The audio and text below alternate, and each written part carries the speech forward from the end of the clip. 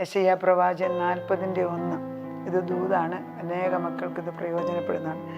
എൻ്റെ ജനത്തെ ആശ്വസിപ്പിപ്പീൻ, ആശ്വസിപ്പീൻ, ആശ്വസിപ്പിപ്പീൻ എന്ന് നിങ്ങളുടെ ദൈവമായ യഹോവ അരുളി ചെയ്യുന്നു.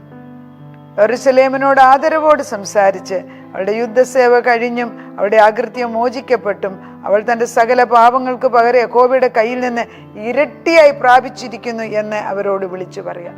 ഇത് കഷ്ടത്തിലിരിക്കുന്ന മക്കളെ അല്ലെങ്കിൽ വഴിതെറ്റി നടക്കുന്നവരെ കുറ്റം പറയാതെ നമ്മൾ ആശ്വസിപ്പിച്ച് അവരെ തിരിച്ചു കൊണ്ടുവരാനുള്ള ഒരു ആഹ്വാനമാണ്. എൻ്റെ പാപങ്ങളെ അവൻ ക്ഷമിച്ചിരിക്കുന്നു.